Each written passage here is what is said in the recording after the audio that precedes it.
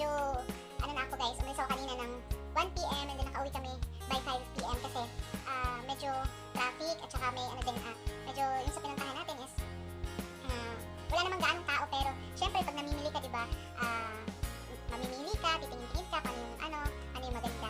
So ayun guys, nakauwi na nga ako ng bahay at syempre kailangan pag galing sa labas, pag nakauwi ka ng bahay, magbibihis, diba, maghuhugas ng mga pinag-iwan. So ito na nga po yung ating ito na nga po yung ating unang part ng ating ating pinamili. So ito meron akong nabili na para sa aking pinsan. Ayan. So ito yung ipapadala natin guys sa province. Mga ganito. Ayan. Sa mga maliit na bagay, diba? Pag meron tayo, diba? So kailangan din natin magbigay sa kanila, So ayan. Ito papadala natin to guys. Ayan. So magkakapit. So ayun na nga guys. Ngayon binuksan ko na yung box na pinaglagyan natin. Yung pinaglagyan ng mga pinamili natin. So aayusin ko lang ito guys. At isa-isahin lang muna natin. Ito, tanggalin ko muna siya sa karton. Tapos, kasi ano pa to guys hatiin ko pa to sa dalawa. So, dalawa kasi yung pagbibigyan natin. So, hatiin natin siya. So, ayan, inisa-isa ko na siyang tanggalin sa box. Tapos, itatabi lang natin yung box na yan kasi yan din yung lalagyan natin mamaya.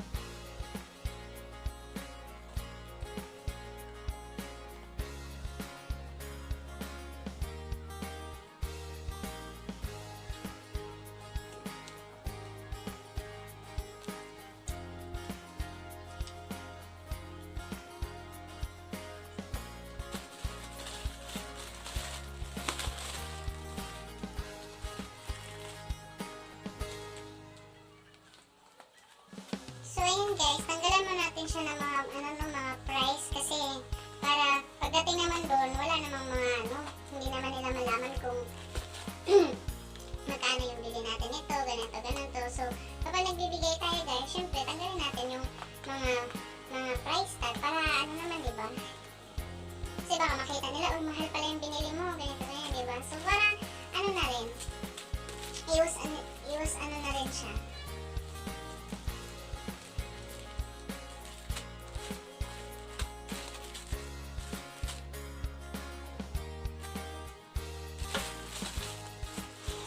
So ayan na guys, na ako, hinati ko na siya sa dalawa. So meron tayo ng mga sardines, mga canton. So kung ano lang yung mga basic na or kailangan doon. So yun ang mga binili natin, So ayan.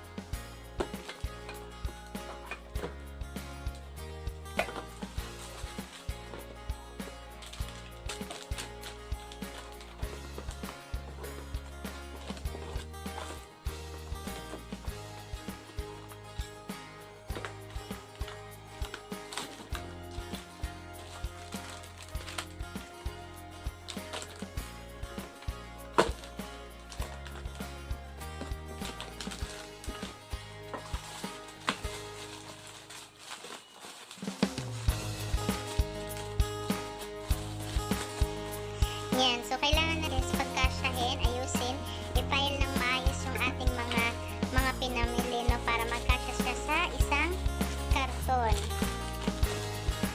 So, yan. Ayusin lang natin.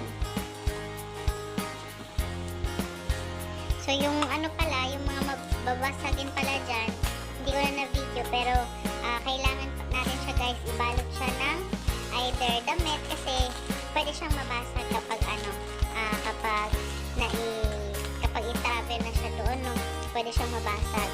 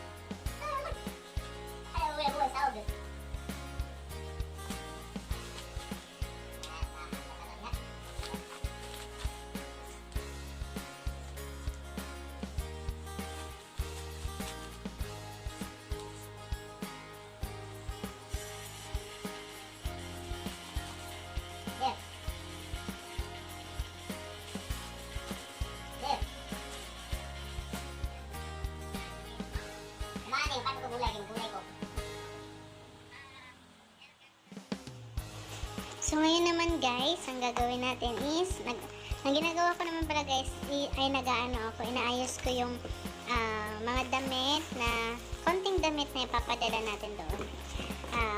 Sineparate natin yung sabon tsaka yung mga damit sa isang box. No, kasi hindi siya pwedeng haluin yung mga sabon doon sa mga pinamili nating grocery, no? So, ayan. So, kailangan na natin i-file ng maayos, guys, para magkasya siya.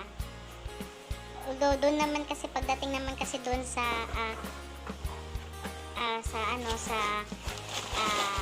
courier natin is, ililipat din naman yan siya ng box.